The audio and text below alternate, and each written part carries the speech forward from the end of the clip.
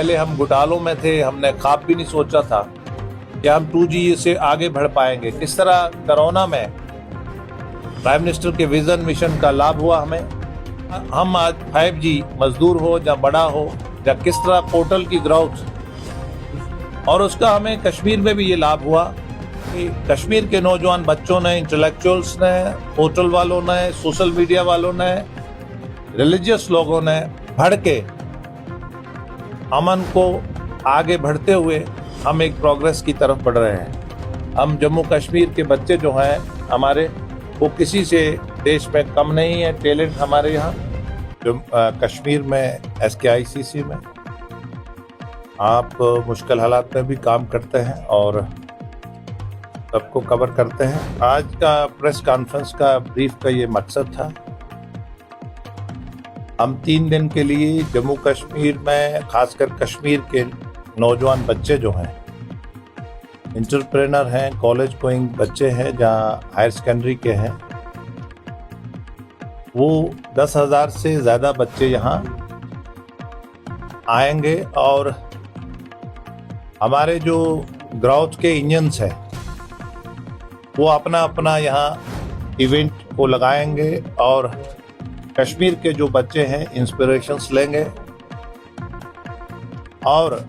इस तरह से प्राइम मिनिस्टर साहब के 12 साल बेमिसाल और विकसित भारत का जो टारगेट है 2047 का, और किस तरह महिलाओं के लिए पहले उनको इज्जत दिया, फिर उनको एम्पावर करा, इकोनॉमिक एम्पावर, फिर उनके लेजिस्लेशन में कैसे उनके लिए देश के प्राइम मिनिस्टर चिंतित रहते हैं। किस तरह हमने लोकल फॉर वोकल, हमारे PSUs, हमारी गवर्नमेंट मशीनरी, देश को किस तरह गैर में नंबर से हमने एक बड़ी ताकत, चौथी बड़ी ताकत बनाया और तीसरी बड़ी ताकत की तरफ हम बढ़ रहे हैं। इस तरह जम्मू कश्मीर को यहाँ बंद से, यहाँ हड़तालों से, यहाँ पत्थरबाजी से, यहाँ शमशान घाट और कब्रिस्तानों में ही ज़्यादा रश होता था, उससे बच्चों को, नौजवानों को स्कूल में लेना और खेल कूद के लिए लेना और स्टार्टअप स्टैंडअप के ज़रिए, और जम्मू कश्मीर में 3 टायर को खड़ा करना, डेमोक्रेसी को, और 47 के बाद दूसरा पहला इलेक्शन जो शफाफ हुआ 1977 में, मोरारजी देसाई जी प्राइम मिनिस्टर थे। दूसरा इलेक्शन मोदी जी ने शफाफ करवाया, जहां मच्छर भी मरने की खबर नहीं आई और 60% से ज़्यादा लोगों ने शमूलियत करी। और किस तरह इन सब चीज़ों को जम्मू कश्मीर के बच्चों को, जो ग्रोथ इंजन्स के हमारे टूल्स हैं, PSUs हैं, मिनिस्ट्रीज हैं, उनसे हमारे जम्मू कश्मीर के बच्चे, खासकर कश्मीर के बच्चे कैसे इंस्पिरेशंस लें और जो विकसित भारत का टारगेट है उसमें शामिल होके आगे बढ़े। किस तरह अंत्योदय, आखिरी गरीब आदमी से टेक्नोलॉजी, एनवायरनमेंट से लेकर इंडस्ट्रियल ग्रोथ तक उसको बैलेंस रख के किस तरह नरेंद्र मोदी जी की रहनुमाई में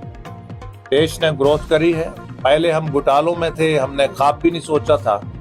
कि हम 2G से आगे बढ़ पाएंगे। किस तरह कोरोना में प्राइम मिनिस्टर के विजन मिशन का लाभ हुआ हमें, और हम आज 5G मजदूर हो या बड़ा हो, या किस तरह पोर्टल की ग्रोथ, और उसका हमें कश्मीर में भी ये लाभ हुआ कि कश्मीर के नौजवान बच्चों ने, इंटेलेक्चुअल्स ने, पोर्टल वालों ने, सोशल मीडिया वालों ने, रिलीजियस लोगों ने बढ़ के